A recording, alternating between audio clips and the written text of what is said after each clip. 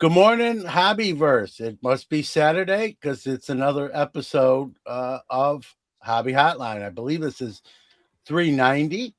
I'm joined by two people I consider good friends, and glad that's the case. Orlando, Collector's Dream, and Tony D. Representing Philly, which I'll be going to in a few weeks myself. I want to start off, unfortunately, with some somber news. Both of these gentlemen were gracious enough to jump on almost last minute, last day or two. We had, unfortunately, two deaths with Hobby Hotline members. Samuel Evans lost a family member this week and couldn't come on. And then just yesterday, um, uh, Victor Roman, who was supposed to be on, his mother-in-law passed away. So we send our thoughts and condolences to the Evans and Roman family during this difficult time. I know probably everyone else would echo that sentiment. It always stinks, but unfortunately part of life as well. So, but Victor and Orlando jumping in, much appreciated, guys. Thank you for doing us a solid. All right, so let's get it. We got some great topics, but let's get into some hellos here this morning. There's Scott. Good morning from sunny Minnesota. It's not sunny in New York, guys. So I wish I could say the same. Mad City Brew, upstate sports cards in Albany, New York. I'm going to guess cloudy Albany, New York, as well. Western Colorado, small act town. Jim at the bank. He's driving across Alligator Alley. So, fellow Floridian Orlando, foul fly ball. Good morning, sir. Confluence Sports Cards. Good morning. He's at your mom's house. So, you might want to call your mom and check on her. Uh, so, Yank Me Card Steve, funny name. Howdy from sunny Tucson. So, another sunny city. Peter B., good morning. Larry Gitlin, good morning. Or from Nova, summer is here. Bamboozle says, sorry I'm late. I was busy sculpting my mustache. You and Rolly Fingers, both. So we'll give you both a pass there. All right, guys. And I'll put up comments, as we go along. So we're going to start out with the big one, or at least I think it's the big one. So it's the Mantle redemption card from the 2026 tops was pulled. That's not the redemption. That's the grade of the card. I don't know if it's the actual card that is in play, but it's a 5.5 from PSA. And a father and son from Houston, Texas, pulled the card. The redemption, obviously, they didn't put it's graded, so it's not going in a pack, but they pulled the redemption, which is good for this card, and it's already on Golden. Last I checked, was 94K. 5.5s, guys, as we kind of did some talking before we went live. 5.5s generally, between two and a quarter, $225,000, $300,000. But the person that pulled the card wasted no time getting the redemption on Golden. So if you want a PSA 5.5 from of Mickey Mantle 52 tops, it's at Golden.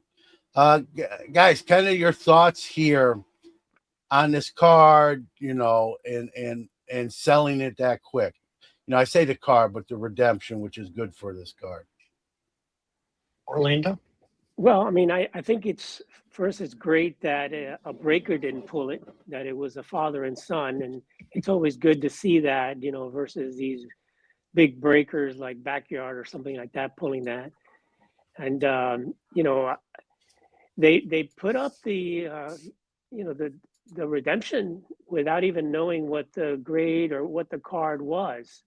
So I think that was a little bit of a risk because, they just shared the card. I mean, Topps just shared the card, I think, just a few days ago. So I think it was kind of risky just to put it up there. Now, most people thought it was going to be a lower grade. I thought it was going to be, a 1 or a 2 or a 3.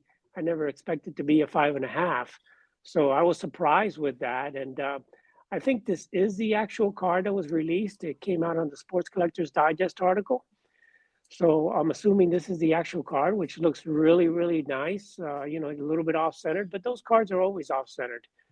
So it just right now it's a great deal at 90 something thousand at Golden, when it's probably more like a $250,000 card.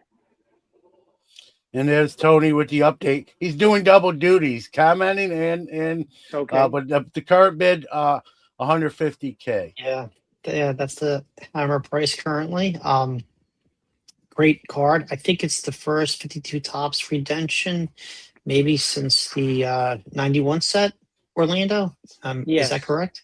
Yes. All right. And that card has a lot of history to it. So I anticipate, since this is a full-blown redemption, it's handled by Topps, I think it's going to surpass the 250,000 mark with buyer's premium. It's already at 150,000, as we said, just based on the hammer. And when I first saw the card, the first thing that came to me was, I wonder if Topps bought it off of Ash, because he seems to have about 8 of them in his cases at any given time. But I think it's a great card. All 52 Topps mantles are going to have some slant, whether it's the top border or the right border, is just how the plates were made. And there were 2 different plates, as folks know, type 1 and type 2. But I think it's a wonderful card, and I'm happy for whoever's going to win the card, and especially for the father and son duo. Let me ask you guys this. What are your thoughts on this, where PSA re-slabs the card, and not changing the grade, the card's graded, but re-slabs the card and puts something on the flip to signify like this card was the card in the Topps redemption giveaway? Does that make any difference? You don't want to see that? You'd like to see that to kind of maybe set the card a little apart from just all the 5.5s or 5s, just give some additional provenance to what the card represents or the backstory, or you rather not? Whoever wants to go first. Well, I do think that it would be they probably should have done that already, because I guess it would have been really great provenance to know. And, some people will definitely, pay up for provenance. I already have a 52 Mantle, and mine, I know the provenance of mine, which is great to have. And I paid up because I know the history of the card, and I know that mine came right from the original owner and to me. So the guy that pulled it from the pack. So for me, that means a lot, and I paid up for that. So I do really think that the provenance is something that we would add value to the card, and it would be great. If I won that card, I would definitely like to have the PSA put that on there. It was a redemption, because I think that will add to the value. But it's a great idea. I wish that Topps would have thought of that and have done that already for that one, and of course the rest of them, like the Maze that was also pulled, etc. Knowing Golden, as in Ken, and his relationship with PSA, I think he will have the card holdered in a brand new slab just for the aesthetics of it. Regarding the pedigree, if this was the Joe Orlando led collectors, I think the pedigree would be there. I don't think it's going to happen, because collectors under Nat Turner seems not to like to create brand new pedigrees. And I think when Golden sold the Pokemon card that what's his name owned, I should know his name because my kids used to watch him. They didn't have a pedigree on that card either, and that was a reholded card too, which Ken had done. Then he put the necklace on. So I don't think it's going to get the pedigree, but it will be reholdered. And it will help the value regardless whether it's holded or not. I mean, whether it's reholded or not, but it's going to help. And then with the pedigree, I think it will go for more if it had it. But people are always going to remember about where the card came from, and if it gets sold down the road, any auction house will mention that. Yeah, Cooter says, that those added things are just a scam to milk more money out of buyers. Not, I can't really disagree, but gives a little story or backstory to the card itself. I don't, excuse me, I don't care either way because I don't have the card. But maybe if I did, I'd feel a different sort of way. But it probably would increase the value. If you ask me, would it? I think it would. So here's my next question, and this is to the chat room as well as Orlando and Tony. If you would have had pulled the redemption card, what would have you done? In Orlando's case, he already has a copy of this card, so his answer might vary or maybe not. So I don't know who wants to go first. I'm going to pull the slide off here, but what would you have done if you pulled the redemption? Well, I mean, yeah, I Orlando. guess I'll go first since I'm on the top here. But yeah, for me, I already have my copy. I'm happy with my copy. It's actually better centered than that card, even though it's a lot lower grade. I don't have I would have redeemed the card, first of all, and not just sold the redemption certificate. I would have redeemed the card, and then I would have sold the card. I mean, if I can get $250,000 for that card, hey, I'll definitely do that and have a huge, incredible budget to go to the national, or just to pay off a lot of the bills. Could pay off my house with that. Since I don't have a 52 Tots mantle, and if I would have pulled it, I would have redeemed it and I would have kept it, because buying a 52 Tops mantle right now, it's extremely tough. You might as well buy a Wagner to some extent, because the same group of 5 to 10 dealers have a monopoly on all the cards. It just makes it tough to win one at auction unless you get lucky and you're able to buy one privately. Yeah, I'll tell you what I'm going to do. But there's Mookie makes a great comment, right? The actual redemption card itself will be worth something, right? Because of what it signifies. But here's the question: does Topps take, Top/Fanatics take that back and then destroy it, or does the person who pulled it get it back still? I don't know. Yeah. I know with some redemptions you have a code. You scratch off the code, you enter it in the system, and you have a used redemption card, which in this case will have some value. But did they do? I don't know. I don't think they did. I don't think you're putting in the code for a 52 tie. I think that's more like, hey, contact us at this number or something like that. We need the card. I don't know where the redemption card winds up, but if the puller gets to keep it, there's an additional sale, right? In the sense, because you can sell the Mantle card itself and the redemption card. So, but it's a great point by Mookie there, right? You don't even think about that sometimes. For me, I don't have this card. I would sell it, whether that's sell the redemption, get the actual card, and I almost think I'd sell the redemption, guys, and here's why. Because then you don't have to worry about shipping the actual card. If you redeem the card, get the Mantle, then sell it, then you got to ship it and be nervous until it gets to an auction house or whatever platform or way you are selling it. So I think I'd sell the redemption. And I think I probably, I know, Tony, you said, it's getting harder to buy this particular card. I'd buy a lesser grade for lesser money, if you will. And like Upstate Sports Card says, I'd buy a lesser grade Mantle and a bunch of other cards on my target list, and maybe even put some money in the bank or do some stuff like that. So that's what I do. That way, you still get a Mantle. It's not the actual Mantle the redemption was for, but you still you still have that. You check that box off, you can check a bunch of other boxes off at the same time. That's what I would do. So It just became public that the Fred Couples 52 Mantle, which was nicely centered, I think it was a 2.5.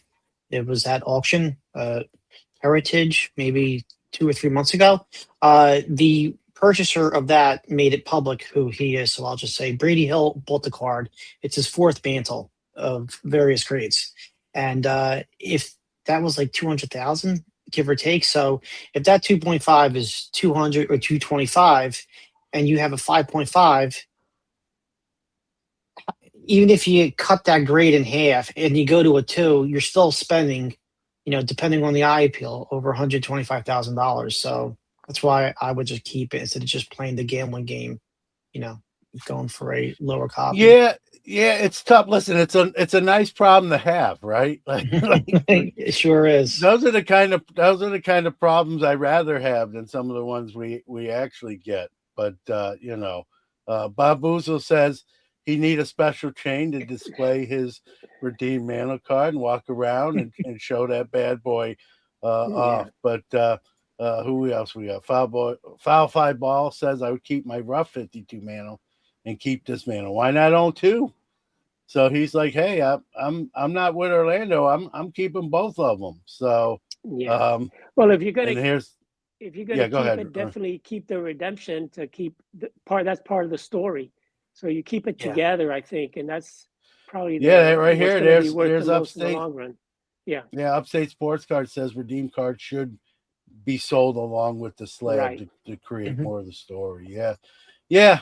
I mean, there's lots of ways you can go, but I guess the one thing that stood out to me, is how fast this seemed to get to market. And I get it. We don't know this father and son. Maybe they're not even vintage. Obviously, they're open 2026 tops modern cards, so maybe the vintage doesn't move their meter like it does ours and a lot of the people in the chat room.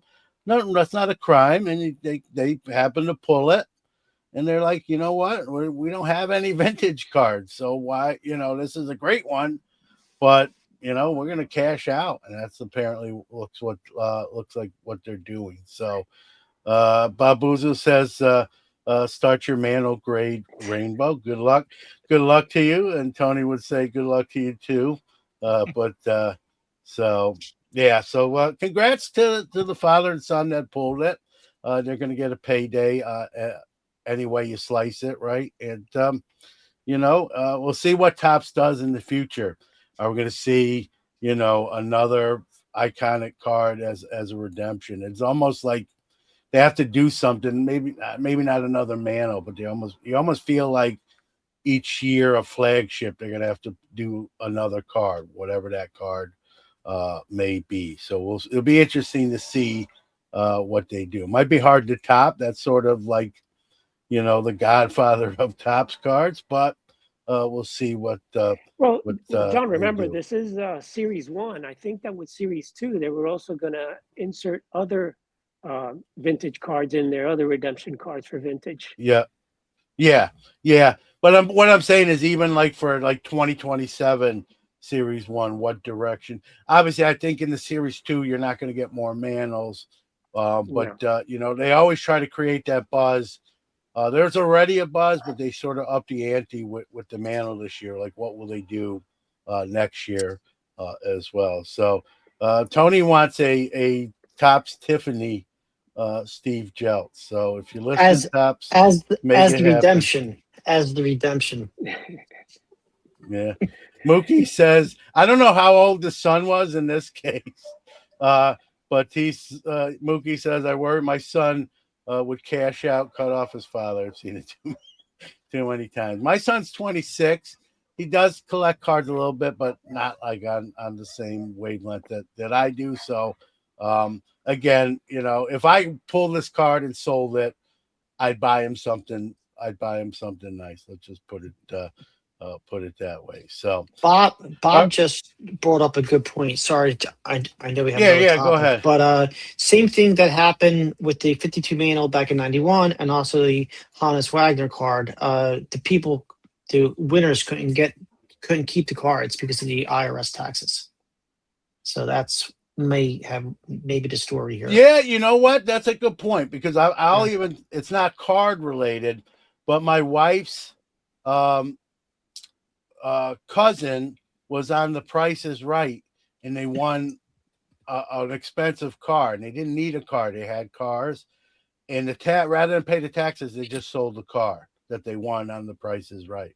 So it's not cards; it was a car, but the same concept, right? To get out, like I don't want to pay taxes, I don't need another car, our cars are fine, and they just sold it.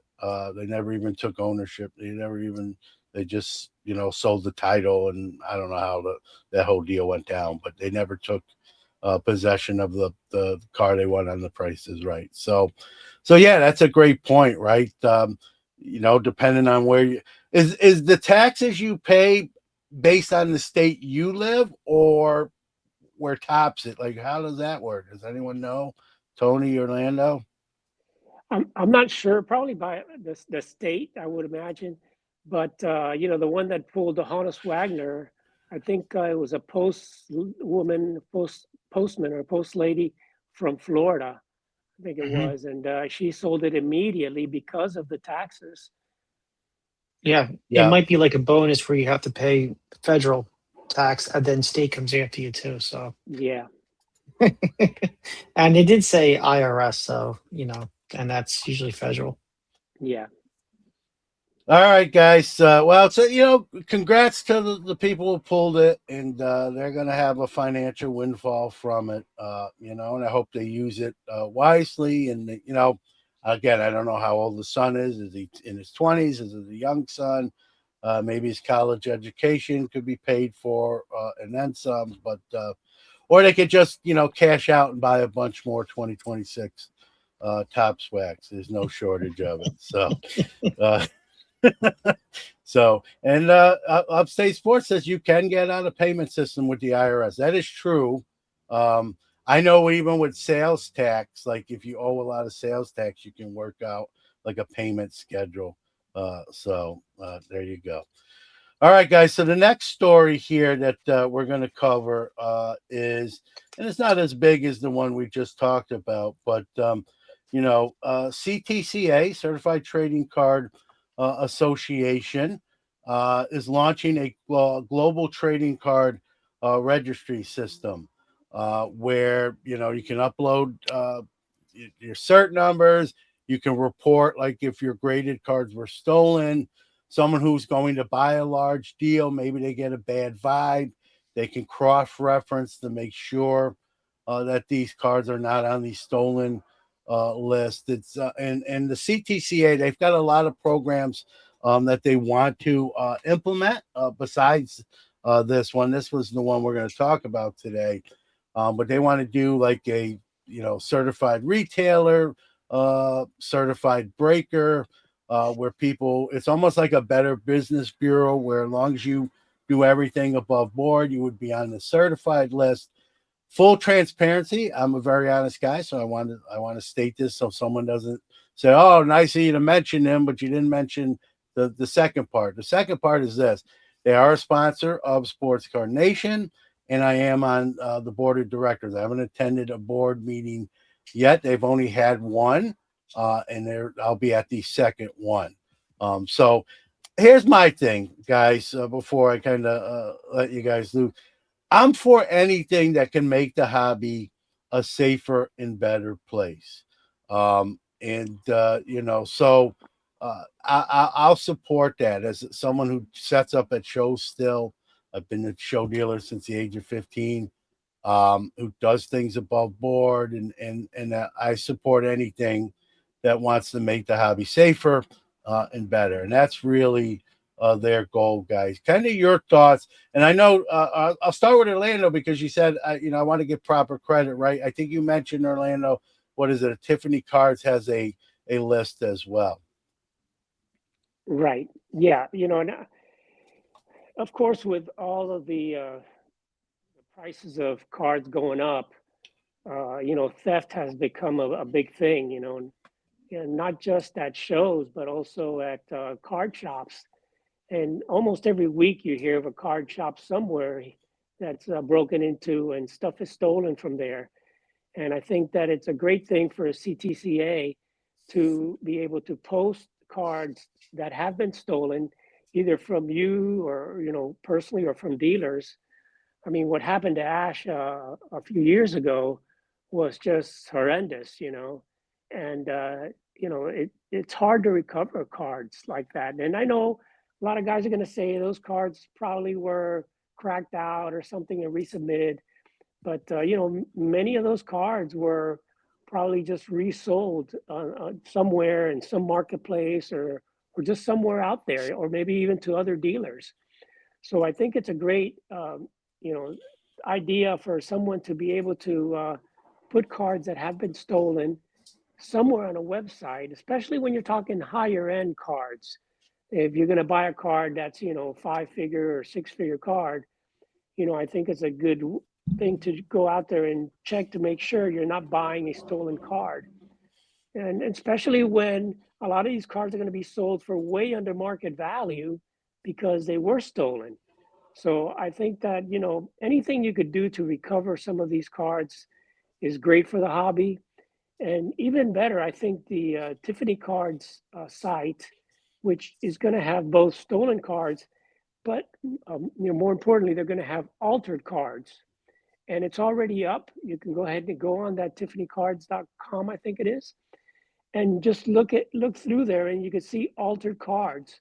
So if you're going to buy a card, it's always good to search there. I know that they have a lot of that stuff on, other websites. I can't remember right now. Not just Net54, but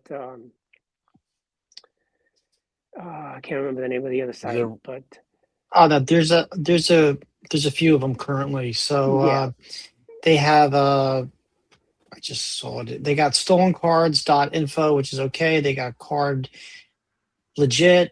Then you got the typical forums like what you just talked about, and now you have the new player in the game. yeah. But I think it's a great thing that people should look. If you're going to buy a high-end card, take a look at it, make sure it's not stolen, because you know what?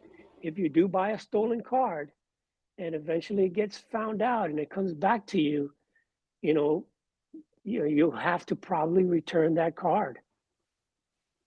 That's a Yeah, good well, point, Orlando. Yeah, because yeah. So let me that's give what you. happened to me.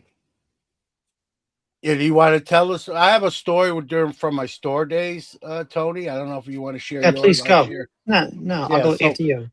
so I had a card store many moons ago, or not many moons ago, but years ago, and I had a person come into the store, said, "Hey, do you buy cards?" I said, "Always. I'll take a look." I bought, I don't know, 5 to 7 cards. I don't remember all of them. It was probably like a Henderson rookie. I seems to stand out. I'm in New York, so I think there was a couple Manley rookies in there. It had a lot of New York flavor to it. So I bought like 5 or 6 cards, put them out, and literally, I don't know if it was the next day or 2 days later, 2 uniformed police officers came up. I was on the second floor in the building. They came up the stairs, and they had a printed, none of the cards were graded, but they had a printed piece of paper with the 5 or 6 cards on it, and said these cards were stolen. We think that you might have bought them. You didn't know they were stolen. And I'm, like I said, I'm very transparent. I said, yeah, I literally, they're just put out. I did buy this lot. And they're like, we know who stole them, and they had a picture of the gentleman. And they're like, was this the guy you bought these from? I'm like, it is. And they're like, I hate to tell you this, John, we're going to need those cards. So I had to, pull them out from the showcase, give the officers the cards. They gave me like an affidavit of taking them, a pic, all the paperwork. And they basically, I said, well, you're like, how does this work? Like, am I out the money I paid for them? They're like, here's what's going to happen. We're going to arrest this individual, prosecute him. He's going to have to pay restitution. And then you'll get your money back. And so 6 months later, to make a long story, 6 months later, everything was resolved. I don't know he got any jail time. I would venture not, but he had to pay back the money, and I got a check on police, a police check for what I paid. But in a sense, for 6 months, I was out the money with nothing to show for it until the police check came. So uh, that's the story. So you got to be careful if you buy. And obviously, I didn't know they were stolen, guys, but that's the risk you take, right? So anything that if I didn't really get a weird vibe necessarily on that purchase, but there's been other times when I'm dealing with someone where something feels off, right? And especially if it's a bigger purchase and you want to just err on the side of caution and you have a tool that can maybe save you from something like that happening ahead of time. Why not, right? It's especially if it's free. It's free to use. Why not utilize it, right? If it saves you one time or saves anybody one time, right? It's well worth what it costs, which is nothing to the user. I mean, obviously, you got to pay your website fees and all that. But as far as the user price, it's nice that tool is available. Go ahead if anyone wants to Yeah, jump Tony, in your here. story? Yeah, I was going to say, so the global trading card registry is great. I typed in a cert of a card that I purchased in early 2024. It was a Namath rookie. It was in a PSA 3.5, which I'm actually looking at the card right now. I checked the cert, no issues. I bought it in February of that year. It was like a birthday gift for myself. Then later in March, I realized I forgot to put it inside my PSA set registry, not for set registry purposes, just so it's tied to my account. So in case if anything does happen, I'll know, I'll get a notification. So when I did that in late March, not even a month later, a month and a half later, I realized that the cert was deactivated along with other cards. And the police, so I called up collectors and they said, police report was filed with other vintage football cards. And so I asked them, well, okay, what do I do with this card? And this was 2024. So I'm sure collectors has a different policy now. They just said, just return the card back to the person who you bought it from. I asked, well, what if we give it back to the owner of the card? We don't have a process in place for that. And then unless it's in the same slab with the same cert. So a week later, I find out these cards are now in SGC slabs. Now, also, part of the police report had a Bronco Nurjerski PSA 1 in there too. So I found that card also. And I sent collectors pictures of both cards and said, we can't do anything with these, even though both cards had unique identifying marks, creases and centering. And then when you go to the PSA website, they don't archive the photos of cards that had deactivated certs. So with this new solution, John, that you're talking about, if they keep the pictures of the cards on there and they're high resolution scans as much as what you can get for the people that are reporting the card stolen, I think it's great because even if it finds its way into a different slab, if there's unique identifying marks, stains, gum stains, creases, at least there's a chance you can go to the authorities. And now you say, oh, my card is in this different slab now. Here's a new cert, but it's still my card. I think it's going to help the hobby.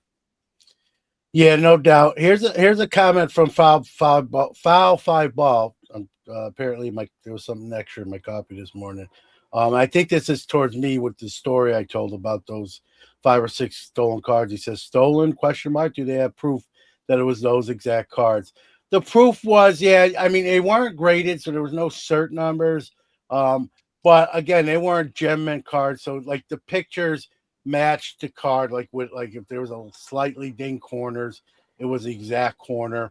And then they had a picture of the gentleman they were looking for, which was the gentleman I bought the card. So everything matched up. The backstory too, to add one more wrinkle, the gentleman who stole the card stole it from someone he knew. It wasn't like he broke into a store.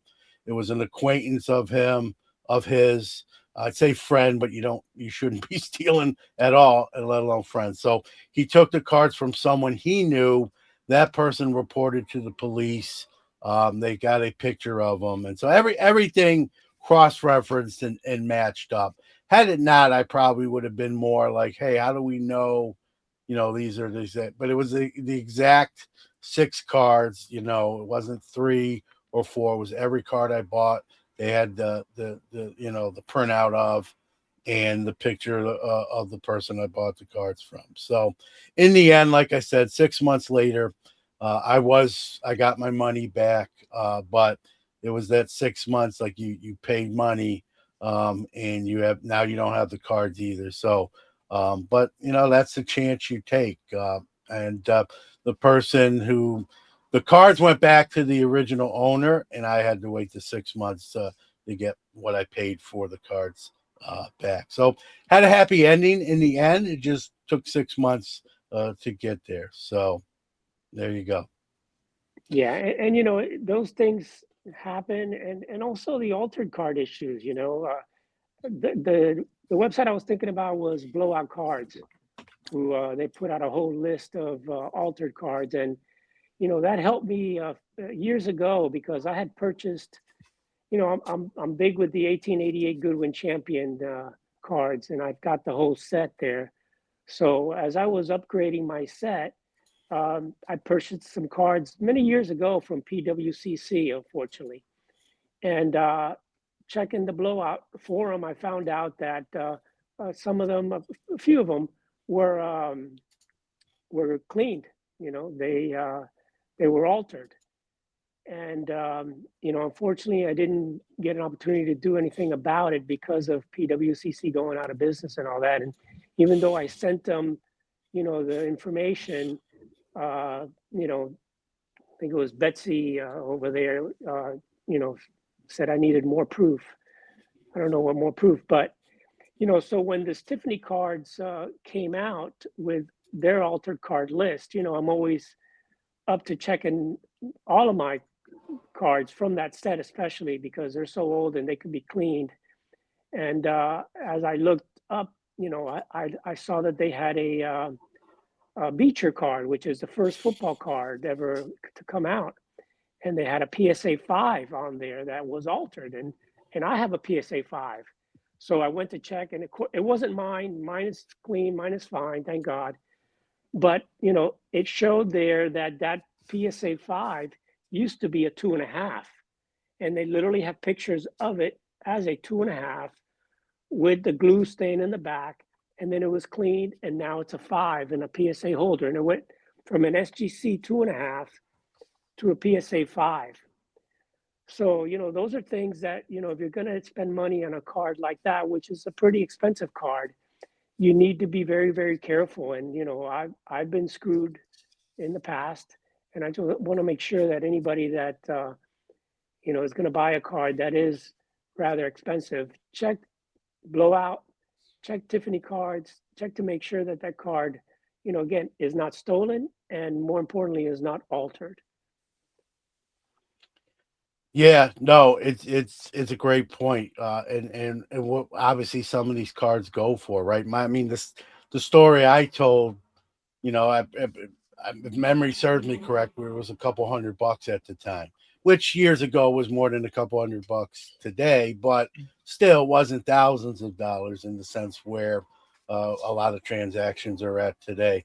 File 5 Ball says, yeah, you're lucky to get your money back from the cops. It's a great point. And even after like 4 or 5 months, I'm like, I'm probably out this money. Like I hadn't heard nothing. Every once in a while, I'd call the police office and just try to get an update. And they're like, we've made the arrest. It's got to go through the court system. The judge has got to issue, his proclamation and then the restitution. So there was different points. I'm like, I'm probably never going to see my money back. But 6 months later, I did get it back. But sometimes, like File 5 Ball says, that's not always what happens. If they don't either catch the person, in this case,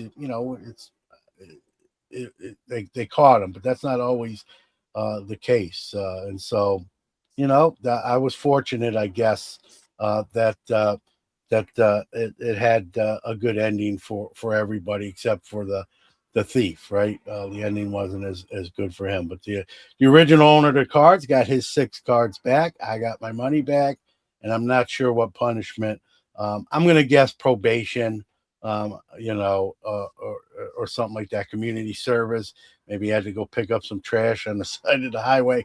I don't know. I wasn't privy. The only thing they told me was they caught him. He was prosecuted.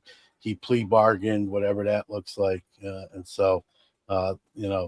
That's that story. So never I'll knock on wood. I've never had that happen again, whether at the store or even as a dealer. But again, it's nice to have tools, right? I do buy cards all the time. And if you just get a weird feeling, and even if you don't get a weird feeling, if it's a large transaction and you just want to err on the side of caution and look some of these cards up just to make sure there's nothing funny going on with them. And again, you could look them up on a database and not find nothing, and it could still. I mean, that's the chance you take. It's not 100% foolproof, but it's nice that there is a tool there that maybe can prevent you from losing money or getting taken, right? So. All right, guys. Another topic we're going to get into, and I know Tony, you gotta run. You got some things going on at home. I appreciate you pinch And we hitting can finish. today. Yeah, we can go through Yeah, this topic, and then I'll. yeah. So we got the franchising of LCSs, right? But we're seeing some of the LCSs take, in Jeff Wilson and Card HQ's case. I know he's not everyone's favorite. He's taking investment money and plans on opening more card HQs across the nation. And we've seen other stores, right? The Roadshow at different locations, and others. I probably forget someone unintentionally, but we're seeing, stores kind of the same store, just franchise and being location. The next gentleman, I'm actually going to bring my friend Rex Gocher on, and he has 2 stores, one in Indiana and Michigan. I said, who better if we're going to talk about this topic? Who better to be someone that owns more than one store, and like what he thinks of this corporatization, if that's not even a word, I just made it up, of LCSs. Is it good? Is it bad? Does it hurt the little guy, so to speak? What is his thoughts? So I'm going to bring Rex on now as well. So morning, sir. Hey guys, thanks for having me. I'm in the shop today, so if I'm needed, I might have to jump up and so pardon me if that happens, but it's usually kind of slow in the morning, so we'll see what happens. Yep. Another one, someone met, Card Vault, the Tom Brady deal. We're seeing more of those pop up in cities, especially close to like sporting stadiums and arenas and that sort of thing. I brought this up as a topic on oversaturation of card shows. Can we get there where card stores, like I'm an LCS guy as a former owner one. I just talked about that. There's nothing beats an in-person transaction. I think Rex and most of us here and in the chat room will agree. Yes, it's convenient to buy cards on eBay or an auction house or online, but nothing beats an in-person transaction where you either buy or sell that card, get the money instantly, or get the card right there, and it's in your hand. You can look at it up close. So I'm an LCS guy. I think they're so important and vital to the hobby. But can we get to, a place where maybe we have too many, or the corporate feel of it maybe is a bit much? I'll start with you, Rex. I mean, you have, like I said, you have 2 stores. You're not so much, not a really, I don't know. I don't think you'd call it a franchise. You just have 2 locations. I'll let you speak to that. But your thoughts on kind of this current trend when it comes to I'll let you this LCS. Your thoughts on kind of this current trend when it comes to I'll let you this LCS. Your thoughts. Sorry, John, I'm having some audio problems here. Yeah, I'm hearing myself again. Sorry, John, I'm having some audio problems. Yeah, I'm hearing myself again. So I've lost the volume on the phone, so hold on. Sorry. All right, while you're working on that, Rex. Well, we'll start with Orlando. I mean, your thoughts on this? Hello. All right, let me jump out and then come back in. Okay. Okay. All right. So Orlando, Yeah. again, like kind of what are your feelings here? Yeah, John, I mean, it just seems like, all these bigger companies, and it's not just Tom Brady. Now you're going to have Lewis Hamilton coming in and opening up a bunch of shops also. And of course, Jeff Wilson. And, it's just a shame that Fanatics and Tops, Fanatics basically looks like to me they're kind of trying to drive out the smaller LCS, and they're limiting a lot of the distribution of the new products and focusing more on giving it to the bigger guys and the breakers. So it's kind of disappointing, and I think it's going to hurt a lot of the smaller guys like Rex, who, even though he's got 2 locations, that's not considered one of the type of guys that Fanatics wants. I mean, they've become so picky with who they accept. You have to have a lot of media, social media presence now. You have to share almost all of your records with them, and they're limiting the distribution of new products to the smaller guys. So I feel bad for the small guys like Rex that they may be driven out because of the way that Fanatics is focusing on some of these much bigger and name brand type people like Tom Brady's and Lewis Hamilton's and Jeff Wilson's of the world. So I think we got Rex back. I'd like to hear his opinion. Yeah, Rex, I mean, your thoughts on this sort of, I don't want to say new Sorry, trend, guys, I but can't hear you through here. Let me try this one more time. Okay. Yeah, all right. Well, here's what I think. Like, what do you think? I kind of agree with you, Orlando. I think, it's, you hear, obviously Topps is not short printing a lot of their product, at least, especially on their lower end. I don't know if there is a lower end anymore, but their base models, if you will, to use a car term, right? Flagship and it's everywhere, right? A buddy of mine who knows what I do, he went to the True Value hardware store to buy something. He was doing a project at his house, and he sent me a picture, and it was a whole section. It wasn't even just a few, it was a whole section of wax like you'd see at like Walmart or Target. And he's like, I'm at the hardware store, man. They're even got like a section of sports cards. Like that's crazy. And but that's where we're at. So like, but then you hear like my local store here was called Gideon's Gallery, run by 2 gentlemen, really nice guys.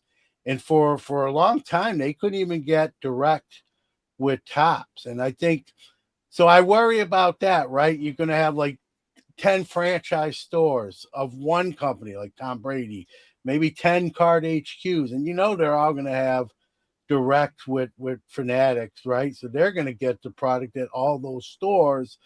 But, guys that are really putting a lot of elbow grease and hard work and determination in might have to wait years. And like the story I mentioned with Gideon's, they had to wait years. They are online with Topps, but even now they're like, they can't get everything. They're only allotted a certain amount and of only certain products. And not all those products are the big winners, as we would say in the hobby. So that's my fear, right?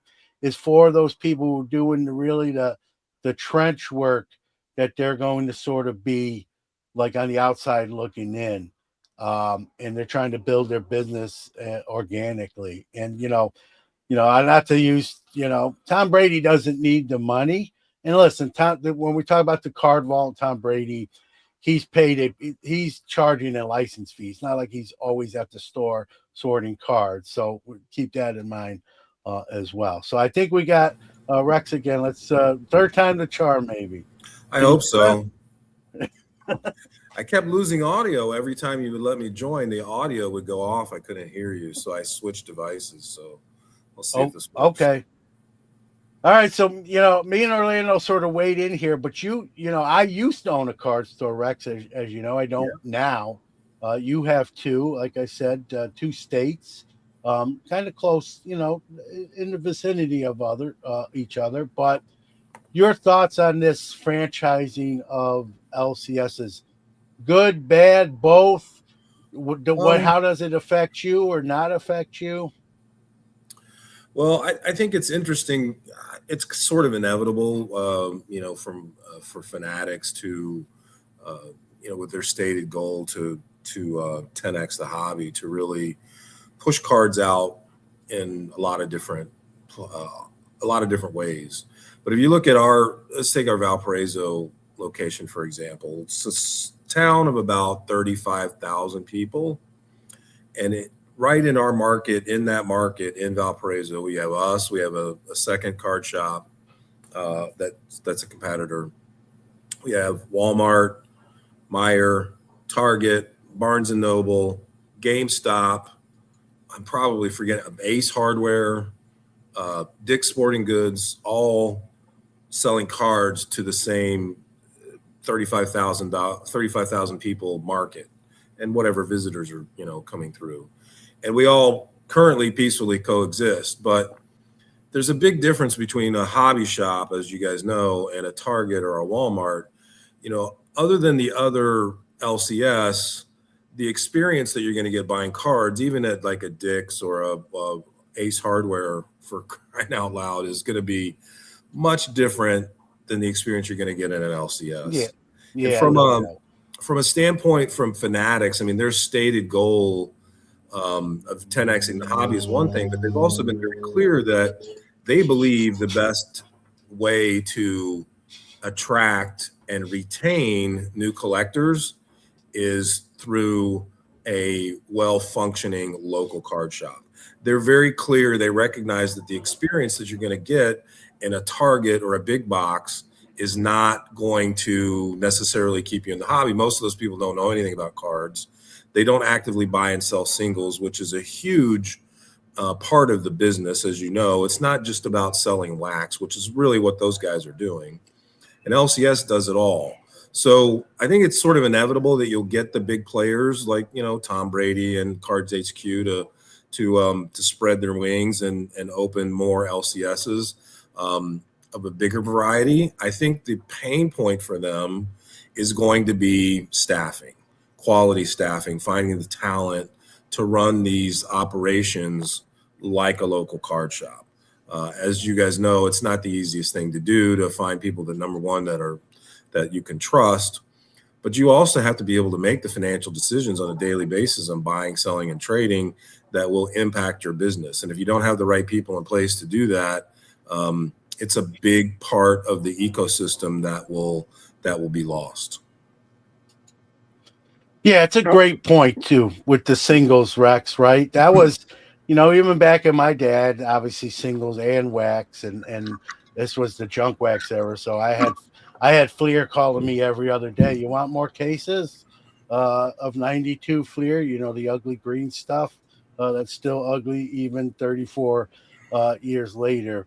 But it is a great point, right? And plus, besides the singles, Rex, right? And this, Orlando knows this, people, right? The conversations you have with the owners of the shop or the employees of the store, and then the other customers, right? That camaraderie, that fraternity of the hobby that you get in an LCS, not in necessarily a Target or Walmart or hardware store that is selling wax boxes.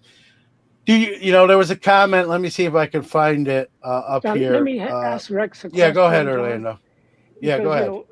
We hear that Fanatics is encouraging a lot of the smaller LCS to do more social media, to have breaking on site, things like that, so they can continue to get more distribution. Are they, pushing you to do more of that kind of stuff, Rex? Not necessarily. What they have is they have a seller scorecard. I think it's called a seller scorecard. So there's a lot of different things that factor into it that impact your allocations. The biggest one is how much you spend with them, both on wave one. Well, sometimes there's more than two waves, wave one, wave two, sometimes wave three. Also, are you participating in their other parts of their business, their supplies that they sell? Are you consigning with Fanatics Collect? Are you setting up at their event every year, Fanatics Fest? And then also, are you buying memorabilia through Fanatics? All those things can impact your scorecard. But beyond that, the way your store looks, how well organized it is, do you participate in RIP nights and other special events and actively promote Topps products via your social channels, your website, so forth and so on. So it's all part of it. They're not dictating, hey, you must do this, XYZ. It's just, look, the people that are doing all those things in a big way are getting the most allocations. And if you choose not to do one or more, just understand that it's going to impact your allocations. So far they've treated us very well. I not in every case. I don't love the dynamic pricing piece, but that's the ways of the world now. They have, been very clear that they're not opening any more new accounts for the foreseeable future. They said they may open up the application process to new stores after the National. I'm not sure why that was the timeline, but that's what they stated a few months ago. But yeah, allocations are tight. Everybody wants their product, and there's no shortage of companies like ours lining up to try to get it. So here's a question, Rex. So you mentioned how they sort of locked or closed, new accounts from being able to get online for products, right? But then you have let's use Card HQ because of their plan to really go across country with investment money from investment firms and seed money. Should they be allowed? If he's already, and I'm sure he is, but if you're already with Topps and you open 9 stores, should those 9 new stores automatically be? Should you get 9 times more, or how does that work? I guess I'll ask you if you can. Well, I can't speak on behalf of them. I will say this, and Cards HQ is probably a different animal because of their size and Jeff's connection with Topps through all the different ways that he deals with them. So their agreement, whatever they have, is probably very specific to them. But in general, they told us clearly in a town hall a few months ago, don't assume that you're going to get allocations if you open a second shop. They're very keen to, or second, third, or fourth, or whatever. They're very keen to give allocations to shops that have proven themselves as a valuable Topps representative, but there's no guarantee. And the reality of it is that there just isn't enough for the product to go around because they don't want to overprint. And some people will say they already are. And certain sets, they'll print to the moon, but allocations are a weird game. I mean, I don't want to get too deep into it, but sometimes we'll get an initial allocation on a product that is, we all know is a massive print run, and the allocation is very minimal up front. And I think sometimes that's because they're anticipating a huge initial surge of people that want to buy the product when it hits, and they want to offer more on wave 2 and 3 as opposed to wave 1 pricing. I assume that's what they're doing because they're trying to maximize their profits. But it's talked about all the time. I mean, everybody at the Topps conference, everybody's like, how can we get more allocations? How can we get more? How can we everybody's like, oh, I only got 1 case of this, or I didn't get any of this, and so forth and so on. It's a constant conversation. But I'll just say this, we moved a couple years ago to really push areas of our business that are not impacted by any outside entity, meaning, PSA, Topps, Panini, Upper Deck, whatever. So we deal with all of them in some capacity. And Topps is, of course, now because of all the licenses, we have a lot of inventory tied up, with them. So they're our main supplier of new inventory, clearly. And it's not a great position for a retailer to be in my opinion, to be that reliant on one entity. So we've started creating our own products. We've really pushed into singles.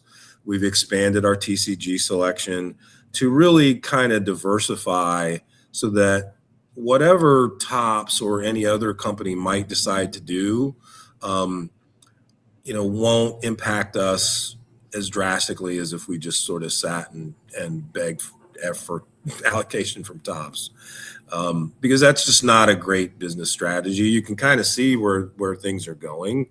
The bigger players are going to get bigger allocations. I mean, that's the way they're going to have it. I mean, it's already happening with breakers. The breakers get a ton of merchandise compared to a shop. I mean, it's not even close. I mean, some of these breakers are doing hundreds of cases where shops are getting one case or two cases.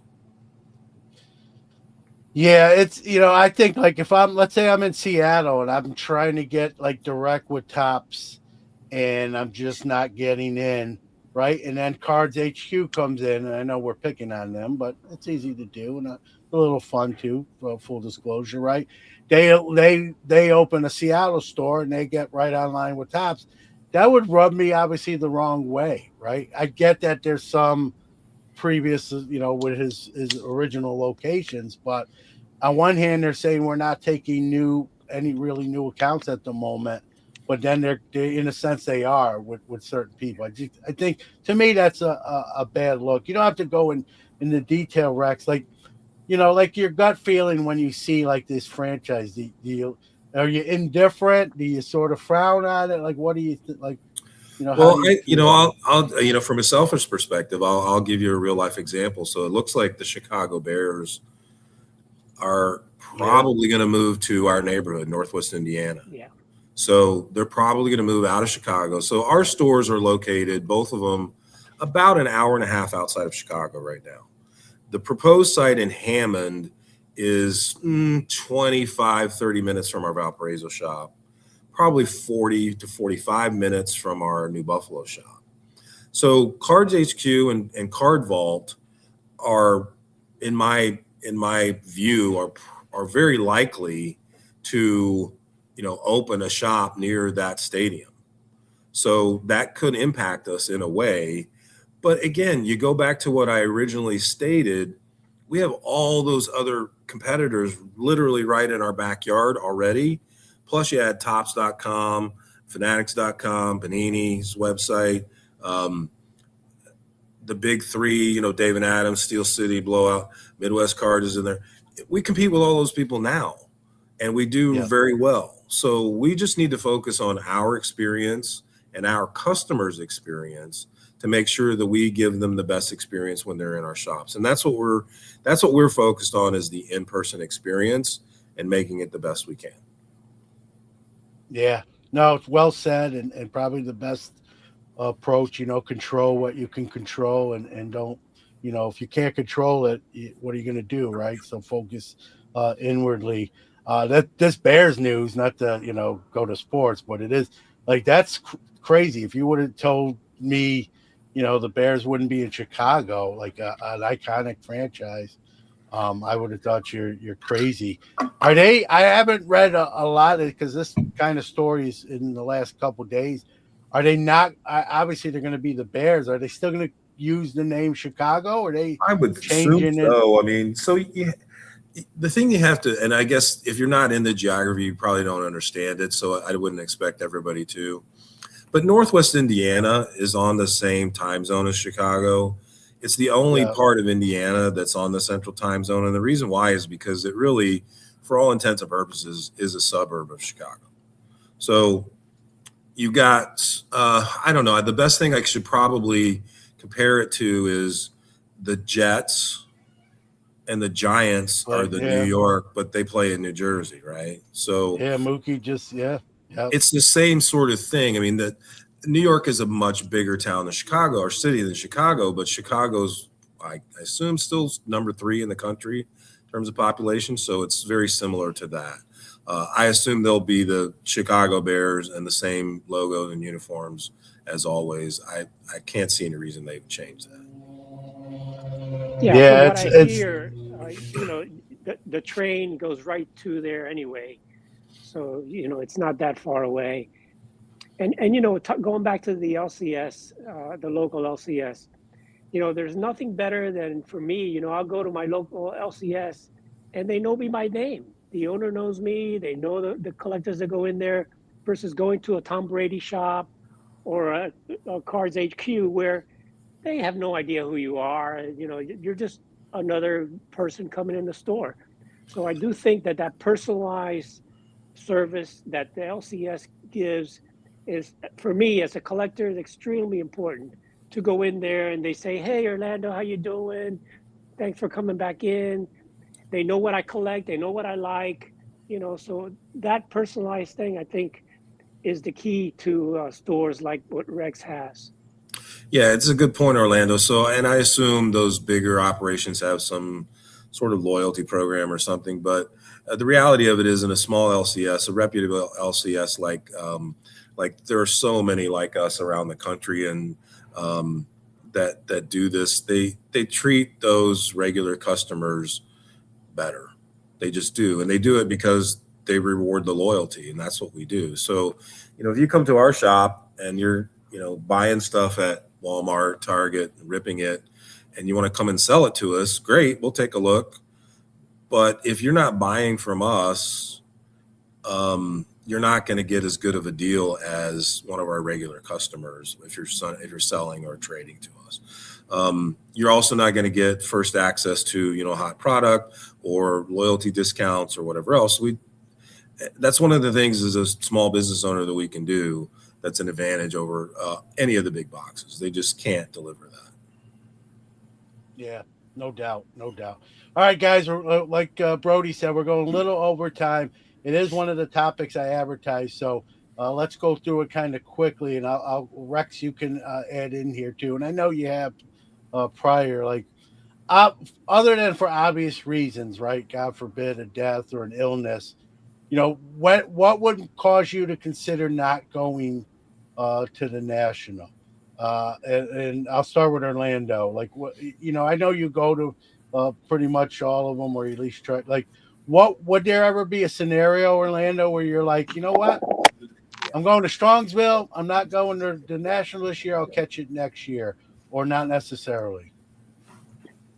Well, I mean, the money situation, of course, it's expensive to go to the national. It just seems to get more expensive every year. The hotel and the plane flight and all of that, because I can't drive to the national. Some of you guys can. So for me, I think that's it. But, I go every year. I'm I'm retired.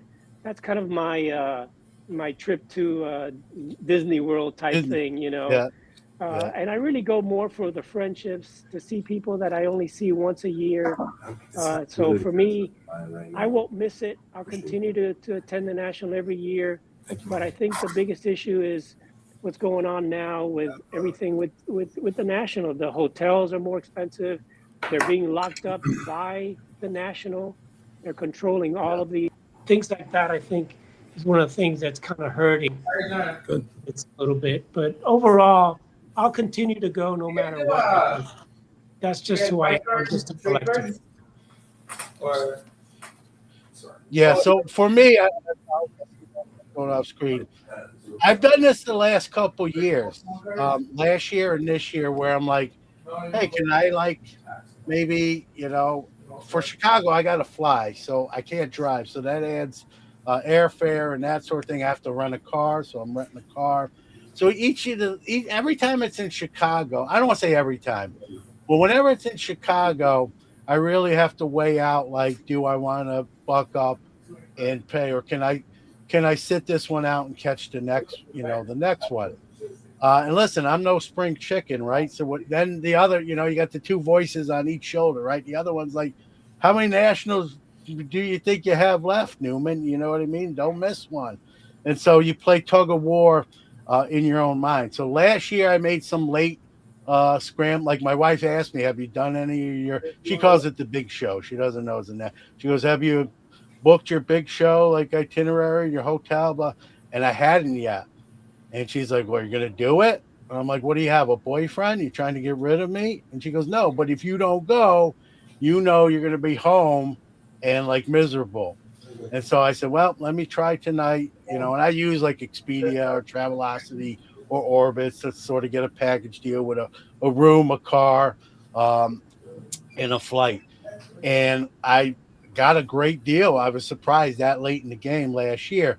This year, I had the same debate, but I didn't need that conversation with my wife. I kind of logged on and found a good package deal. But it's in Chicago again next year.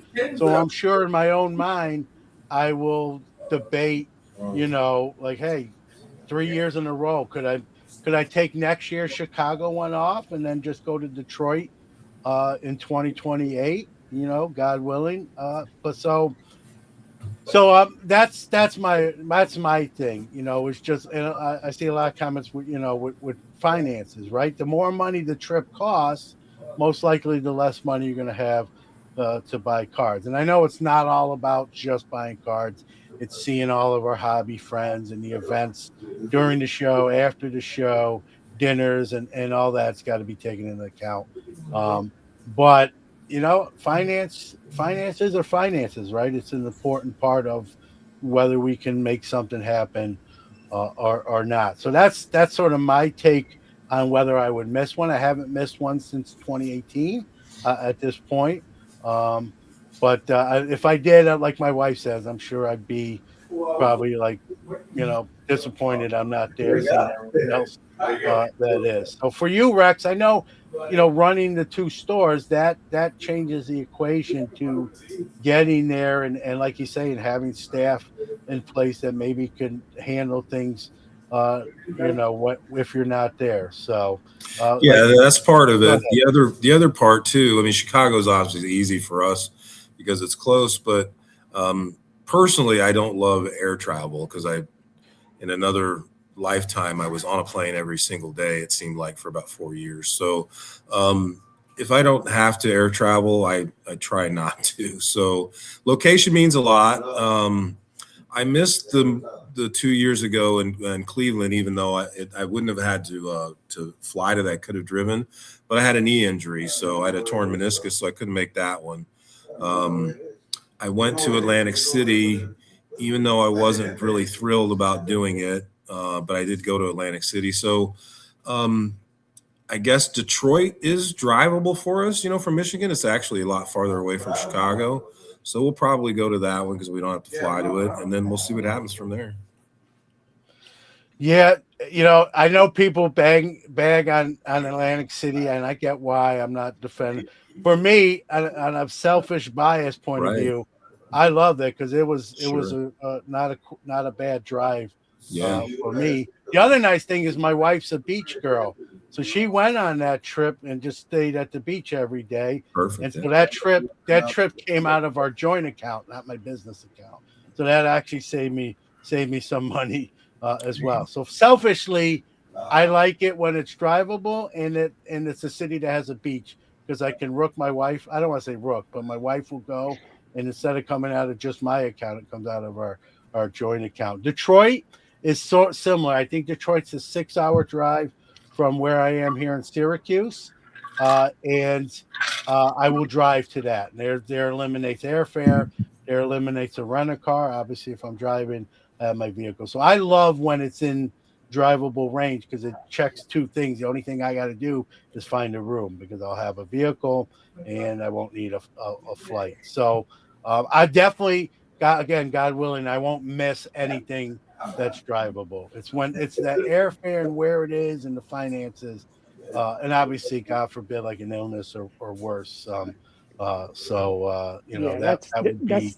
But the tough part for me is that I can't drive anywhere because I'm in South Florida, so I'm far from everything. I mean, I was hoping maybe they would go to Atlanta. I could probably drive there, but unless it's an event in Florida, maybe in Orlando or Disney World is, that would be great. But other than that, I have to fly everywhere, and that makes it real difficult.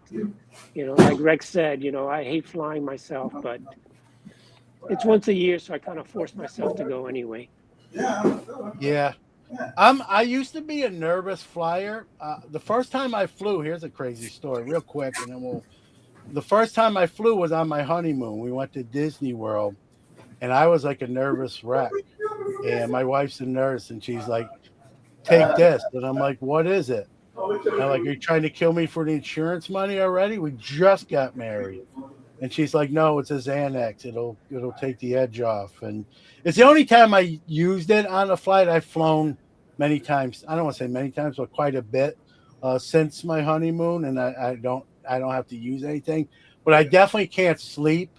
I have trouble sleeping in anything moving in general, whether it's a car, a train, a bus, a plane. It's just because I'm not in control, and that I'm that nervous energy, right? So rarely will I sleep. Probably the only time I'll fall asleep is in a car when someone else is driving, and it depends who the driver is, my level of comfortability. So yeah, but if the national drivable, I'm for sure in, or going to try to make it happen.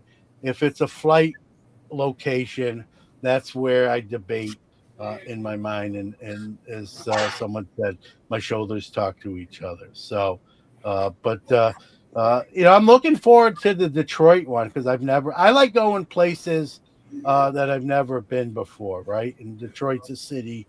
I've been to Chicago quite a bit now, and Detroit never. So kind of, and I always try whatever city Orlando it's in. I try to catch something. Chicago, I try to go to either a White Sox or Cubs game. Detroit, I'm going to see if the Tigers are in town that week and check out that stadium I've never been to in a Tigers game. And, in a perfect world, they'd be playing the Mets. And so I'd watch my Mets in Detroit. So, but all right, guys, we went into some overtime. Rex, thank you for popping on and sharing some of your insight as an LCS owner × 2 and your thoughts. You're welcome. Orlando, thank you for pinch hitting. Unfortunately, again, we'll kind of close. Keep the families of Victor and Samuel Evans and Victor Roman in your thoughts as they deal during this with the loss of a loved one during this difficult time. We'll be back next week as always. Also, I say it all the time because I mean it and it's true and I'm sincere. Thank you to everybody in the chat room who joined us live. I love it. It's great banter. You probably see me put up a comment. I'm laughing as I put it up. Some funny stuff. And even if you're not live and you're just one of those people who download the show after the fact, right? You're still giving of your time and affection to the show, and we appreciate that. So with that being said, thanks, Orlando. Thanks, Rex. Thanks, everyone in chat and listening. And we'll see you in 7 days.